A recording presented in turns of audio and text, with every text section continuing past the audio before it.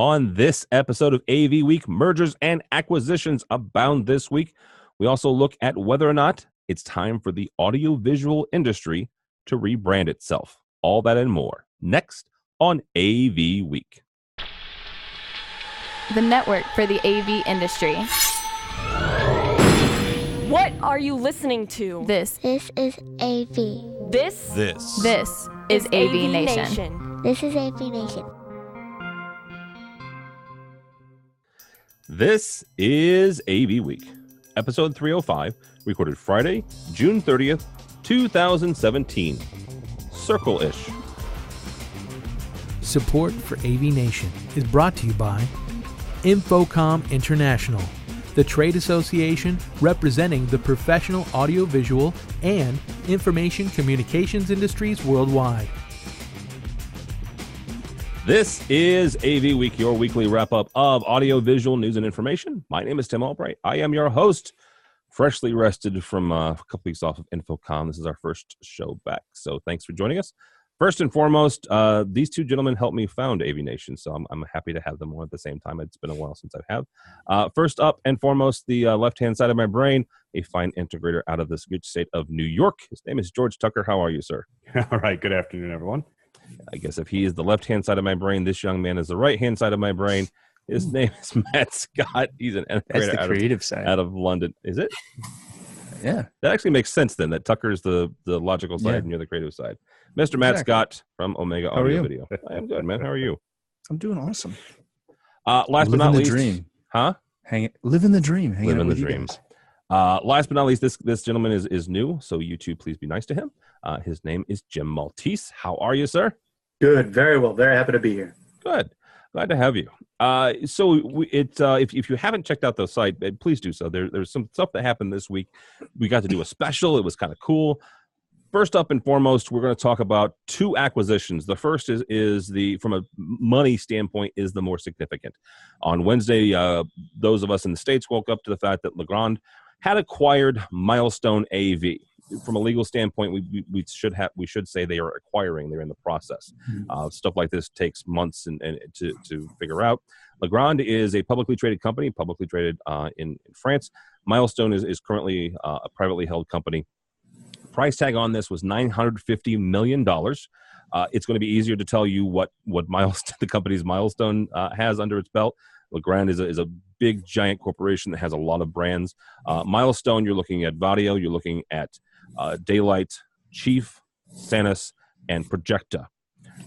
One thing I should say is, as we start this, there's a lot of our underwriters in this story. All three of Milestone brands, the Chief, Daylight, and Vadio, are underwriters of AVNation, and a company under Legrand by the name of Middle Atlantic is an underwriter of AVNation. We'll explain what underwriters are, but at the end of the show. So, all of that to say, Mr. Tucker, you joined us for our special. I'll ask you the same question I kind of asked you then. What does this mean for the world of AV, not today, but tomorrow, and once this deal gets finalized? Well, it reinforces the idea that the ecosystem and a one-stop solution is really what we want. We've been growing towards this, whether it's the manufacturers trying to do stuff and create their own lines, say 10, 15 years ago, and crossing over into other things they used to just support. But the product and the clients really want that one place, or as we said, that one throat to choke. They want to be able to get everything they need and all the support they need from one particular group. And I think that's the best option for people because the diversity is so great and there's so many things changing that having one source to go to figure it all out really becomes necessary. I think it's a better thing to consolidate right now. All right. Matt, we'll ask you the same kind of question, both from an integration standpoint. And honestly, Matt does House of Worship, he does commercial, but he also does residential. Kind of span that for me because I actually had an integrator friend of ours who does residential primarily call me up and said, okay, what's the big deal? Yeah, it's $950 million, but from a residential standpoint, I don't see it. So take the commercial side and maybe talk a little bit about the residential as well. Sure. In House of Worship and commercial and just pro commercial, all that world in general, it is a big deal because we use a lot of these products every day, and most integrators do, whether it's a Legrand product or whether it's a Milestone product, you're using it. So now, again, it may affect your distribution chain, how you acquire products, where you're getting them from. It may also cause some conflicts. You don't know until that's fleshed out. And we won't see that until that's fleshed out. From the resi side, it's not that big of a deal because Vadio has really no presence in residential in any way. Daylight does a little bit, but again, not dramatically, and Legrand does not have anything that's close to that. The biggest crossover will be Chief, and some of the Chief sub brands and stuff like that. That may play into the residential side, but again, not real heavily. I think the biggest thing is, and we talked about this on Resi Week this past week, was that everybody is acquiring as many parts of the puzzle as they can. And that's helpful in the sense that we now have one point of contact, hopefully, and one place where we can pick stuff up. But it also may hinder some, innovation, and that, we're gonna have to wait to see. But with everybody trying to be that one-stop shop, what does that leave? How much of the pot does that leave available for these guys that want to, start making some funky new mount in their garage, or whatever that is? That may disappear, because for the longest time that was Vadio, right? They were the up and comer who snuck in on everybody. So it'll be interesting to see where this goes and how this actually affects people once it's completed. All right, Mr. Maltese, in addition to just being kind of cool and hanging out with us, one thing that you guys do at Audiovisual Resources is you commission systems, right? You use the AV standard.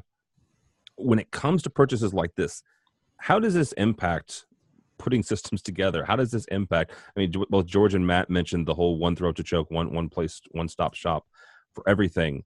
In talking with a couple of manufacturer friends this week about this acquisition, they mentioned the fact that it creates synergies, right? And it's a buzzword, sure, but it's accurate, right? Where they're able to take disparate products that maybe when they were competitors or maybe when they were separate companies, now they're able to bring them together and test them before they ever put them out to market. So yes, you've got some ability here to make sure the systems work. But when it comes to the ground level and putting these systems together and turning them on, how big of an impact is that? Yeah, I mean, my biggest concern whenever there's any type of merger is just the service level to the clients or the vendors or the end users or whoever, because when you have these small-ish companies, it's very easy to make relationships. They're very ready to support the little guy, and when they get swallowed up by the bigger fish, I always get nervous that little guy is going to be left behind, or you're not going to have that same person to call or get help from. So and especially with something like Legrand, which is so huge, and when we're in the AV industry, kind of used to dealing with these smaller manufacturers, it does make me a little nervous in terms of responsiveness and service. But like you were saying, the ability to test and kind of bounce off each other and make those synergies is interesting. But I'd also be nervous about them cutting some niche or specialty products because they have one kind of like it, and it might not be exactly what we need or what we're used to or what we've had in our back pocket for years and years, because it's a business decision and it didn't make financial sense to keep both Model A and Model B, and so we're left in the lurch.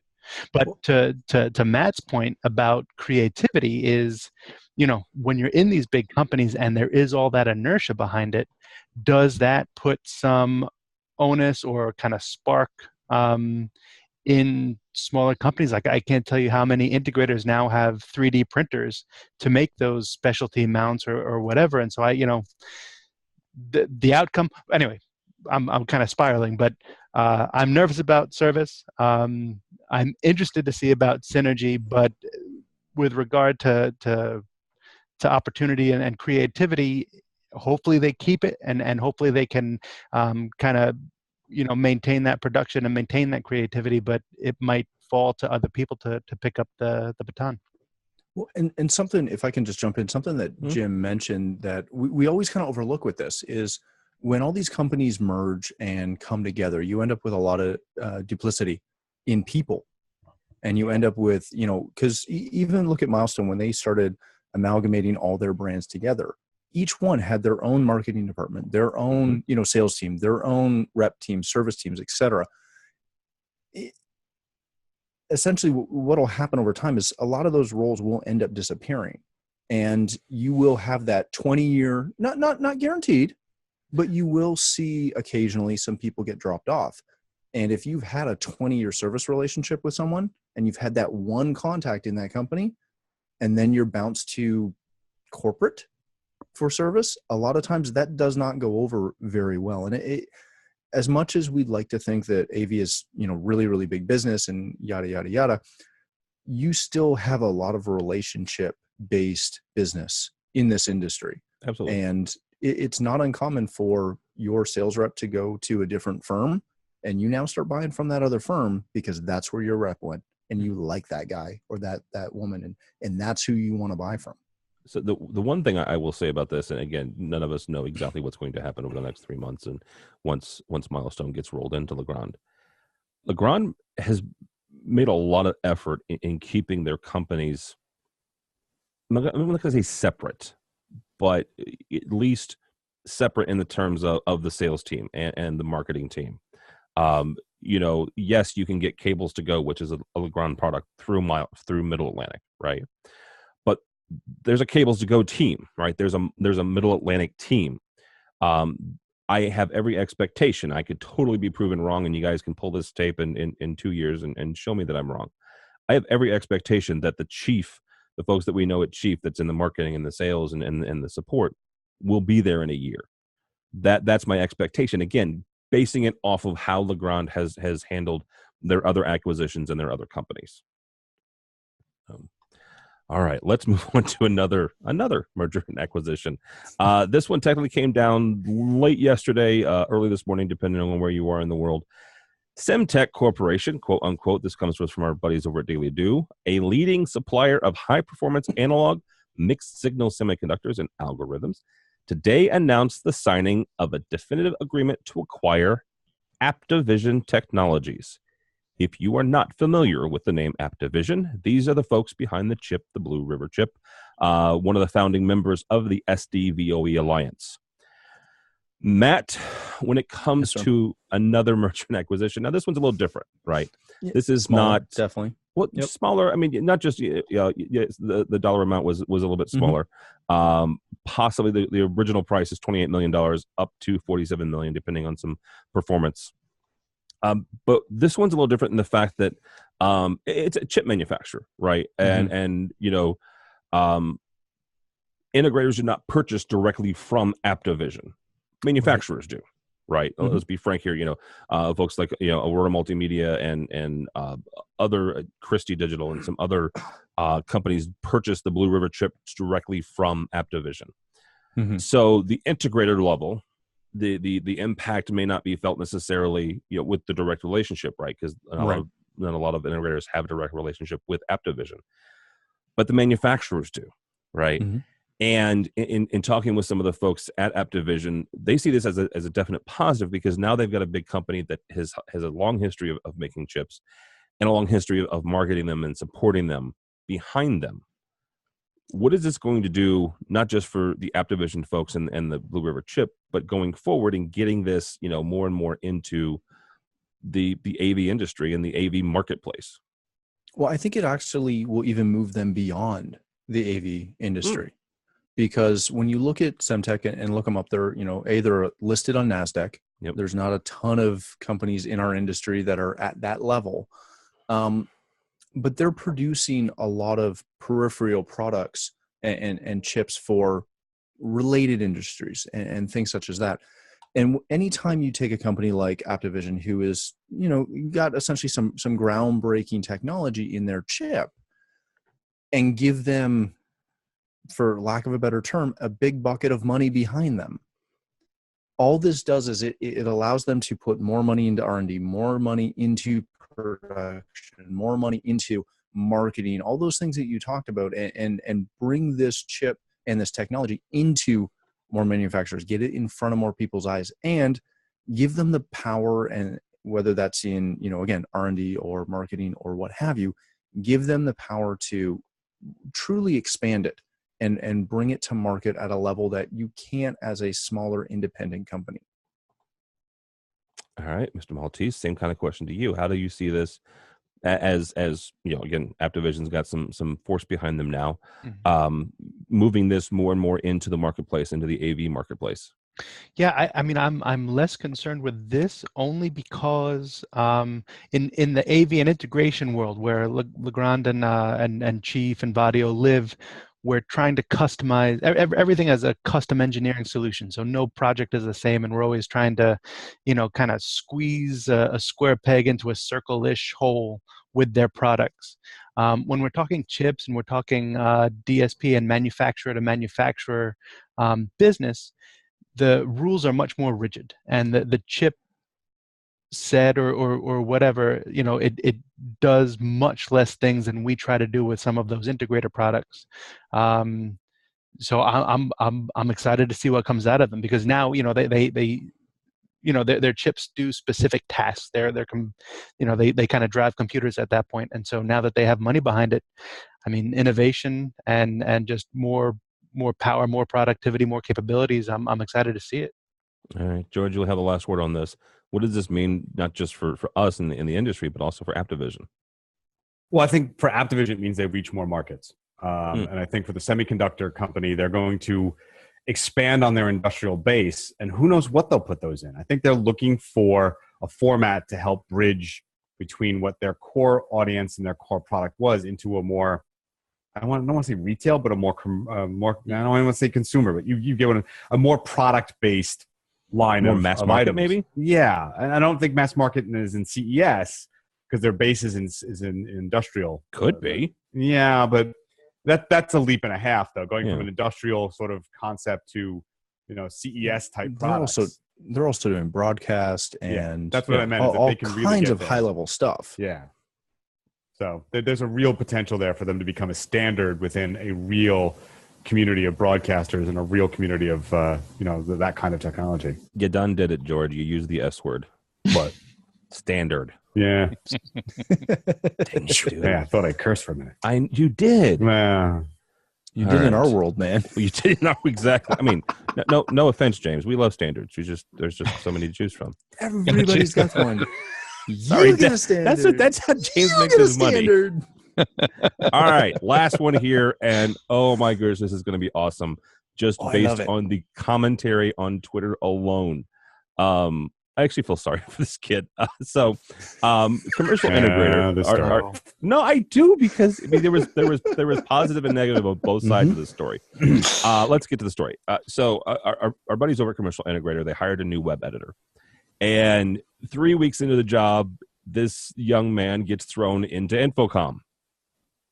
3 weeks. So he had never covered the industry before. And it's not exactly an AV veteran here. His name is Adam Forziati, and he writes the article. I've covered the AV industry for only 3 weeks.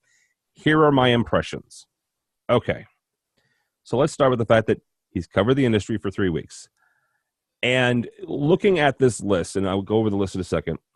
Some of them I will give him just based on the initial reactions to it.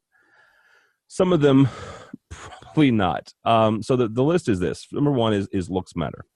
Quote unquote, after roaming the Infocom floor, I soon figured that those with visually appealing booths received more attention, while those which lacked a visual sticking point were far less flooded with foot traffic. The second piece that he has noticed is the AV industry is in dire need of diversification, both from an age standpoint and a gender standpoint. I would probably absolutely give him that. The last one, though, I may have a bone to pick with him. It may be time to rebrand AV. He goes, let me ask you something. What the heck is AV?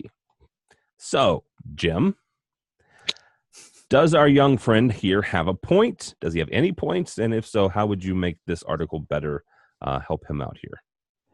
I mean, well, okay. So his first point, I get it. His second point, I think we're getting there. And you know, the attendees of InfoComm might not be the best representation of the people in the AV industry. It's just the people who get to go to InfoComm might be, you know, more of in a singular populace. But that all that aside, the third one, that one really interested me.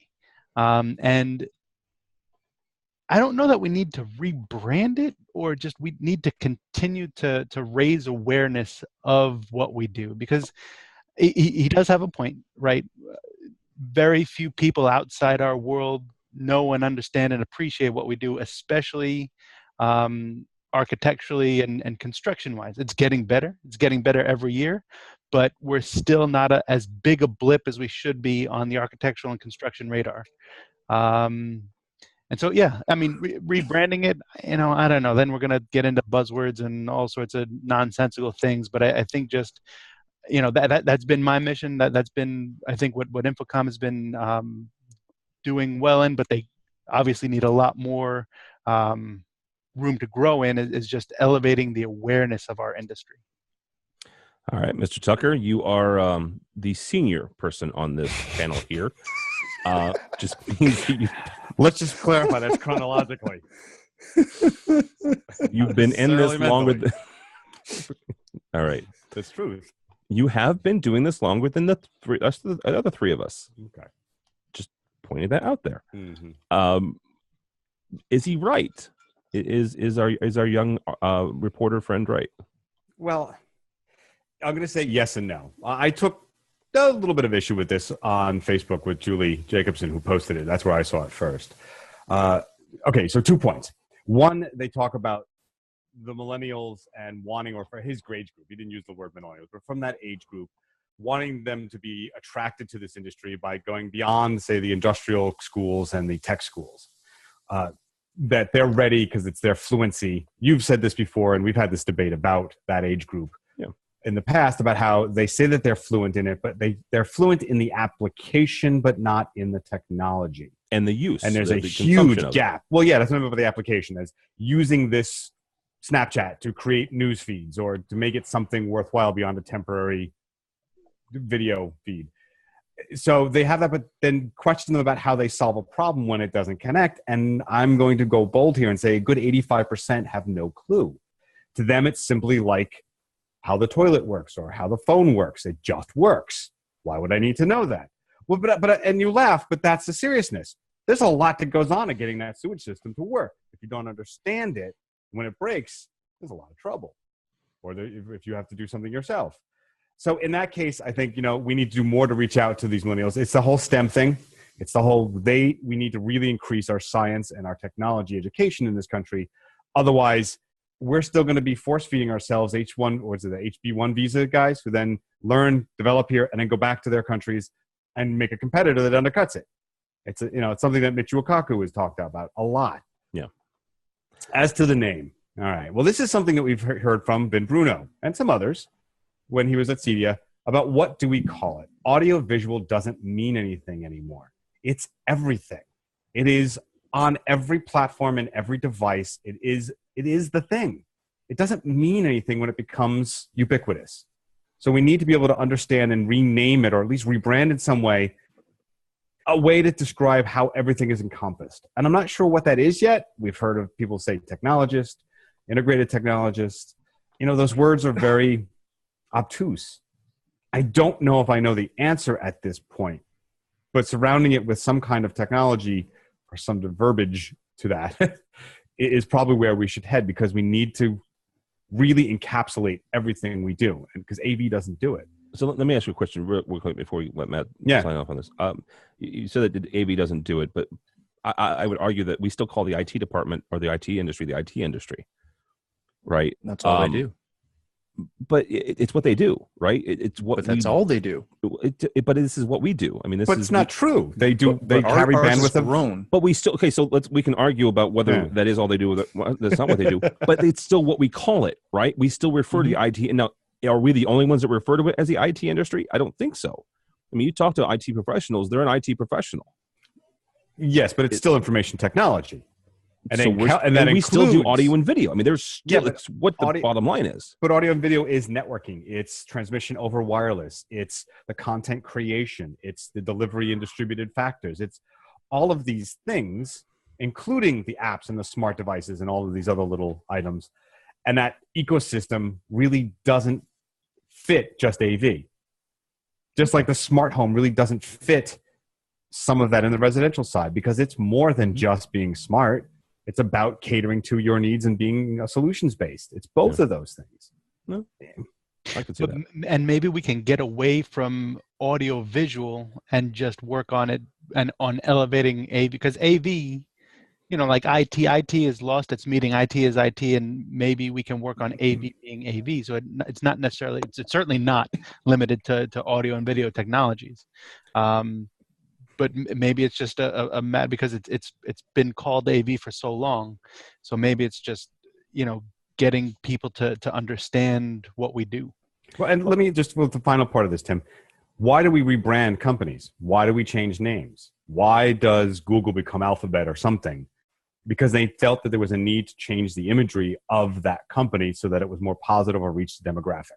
Or better said what they did. Yeah, but both. But that's the last part's not always why they do it. They do it to reach a demographic. They reach it to get a core audience to pay attention. You know, I mean, so maybe it's media technology. Maybe it's media integration. Not positive, but those kind of things are better encapsulations, in my opinion. All right. Mr. Scott, you'll have the last word on this here, sir. How much time do I have? 30 I seconds. could talk for days on this one. All right. Number one, looks matter. Yes, they do. This is a very dumbed down version of that statement, but we don't really care who's in booths and who's not. I'm sure the people that are buying the booths do, but no one else does. But what he is right on this point is that now that we're not always throwing equipment in a back room somewhere, sometimes it's front and center in your boardroom or in your home or wherever it lives. It does matter how it looks. It does matter if it has CBL technology, if you want those cool blue lights. That stuff does matter. And we finally got to the point where we're past just making ugly 19-inch wide rack boxes. We're finally making stuff that actually looks good and looks like it's supposed to be there. The diversification one, this one kind of drives me nuts, because I was that kid when I started going to Infocom who was younger than everybody else by 10 to 15 years as a rule, and didn't know anyone who was my age. I met George for the first time I was there. And yeah, you can do that math yourself. But what I think is missed on this, and Jim said this perfectly, the shows do not directly show or they're not great representations of the industry in general. They are great representations of executives. Because let's be honest, the majority of people that are going to the shows, they are the decision makers of their companies. They're not the 23-year-old kid who's been working there for 2 years who all of a sudden gets a free week-long trip to Orlando. That's not who's going to Infocom. Yes, should we change that? We should. But your junior level tech does not get a free trip unless there's some serious ROI for the company in that individual going to the show. So you can't sit here and say, oh my gosh, we need to have younger kids. We need to have more of this, more of this. Yeah, we do, but this isn't the show necessarily for them all the time. And anyone from Infocom can talk to me about that. I would gladly have that discussion. As far as the rebranding thing, I'm on the fence with this one because I am of the age where I do kind of understand his thought process. I own a company. We work in all three of these markets, as Tim has mentioned. I have to give my 10-second elevator pitch to people all the time that, this is what Omega does. And every time I do it, I then have to give them a 2-minute explanation of what that means. Because no matter what we say or how we try to describe it in that short, slogan type phrase, the average consumer has no idea what we're talking about. Yes, we have to raise awareness. Yes, we have to, promote what we do and get the general populace to understand that there is a fairly large industry that you have no idea exists.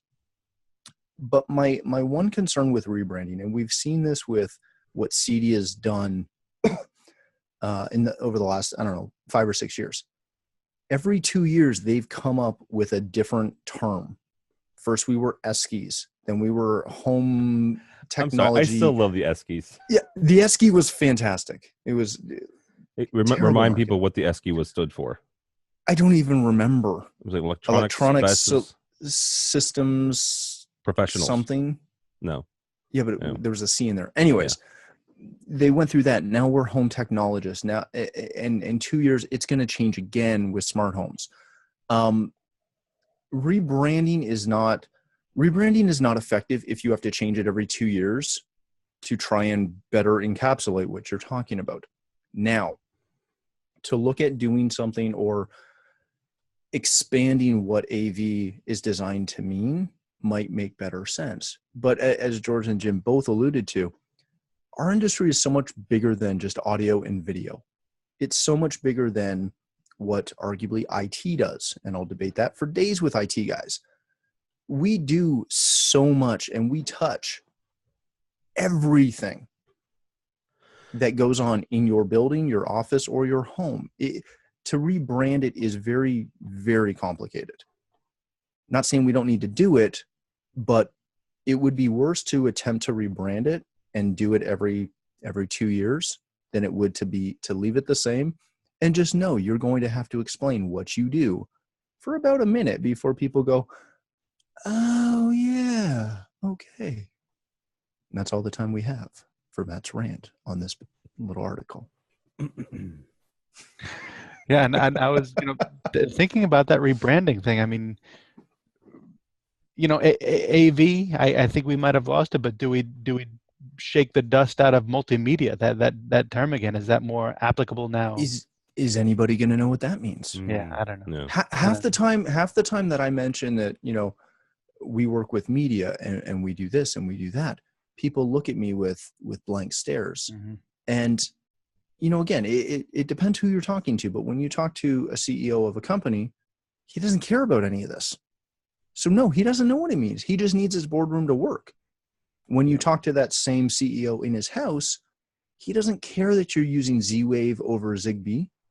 He just wants the thing to work. He wants to walk in the door, hit the button, and have all the lights come on. That's all he cares about. We need to, and I hate to go as ubiquitous as technology, but that's what we do. We do technology, and we do technology better than any other industry. We integrate technology better than any industry, yeah.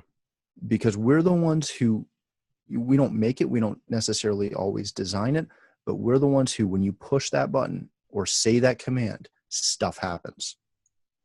Yeah, absolutely. That's a great last word. All right, guys. Mic drop. Mic drop.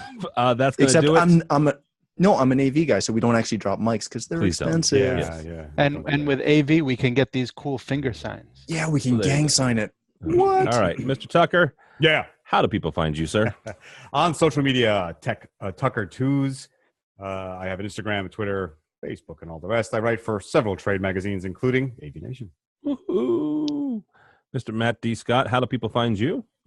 Oh, you can find me on the Twitters at Matt D. Scott, every other social platform.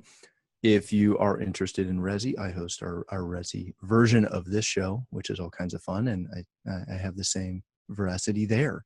So check it out. It's fun. He does. Jim, thank you so much for joining us, dude. I appreciate it, having you on for the first time. So how do people find you? On Twitter, you can hit me up at Jimmy Maltese with a Y, Jimmy Maltese, or look me up on avres.com, avres.com. All right. He also writes for Sound Communications from time to time, so check that out too. My name is Tim Albright. Don't follow me, but go to our website. Lots of really great people have put an awful lot of hard work on it. I was not one of them, but they did. You'll find this program, Matt's program, and a host of others, including a new Live Lives. This is our live staging and event show. We have a brand new State of Control, which is our control and automation show. We have a social media show and marketing show called AV Social. Ed Tech, which looks at the education market.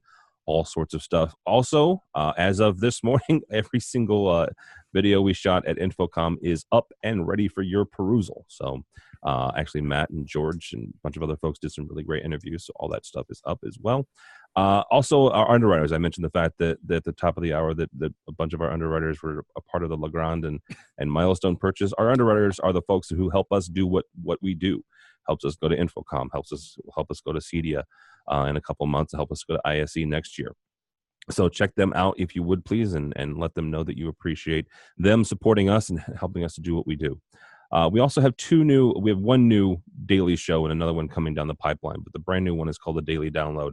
It's 5 minutes of shows like this on a daily basis, so it's a way for you to consume little snippets of all of our other shows. So check that out if you would, please. All that and more at AVNation.tv. AVNation.tv. Thank you so much for listening. Thank you so much for watching. This has been AV Week.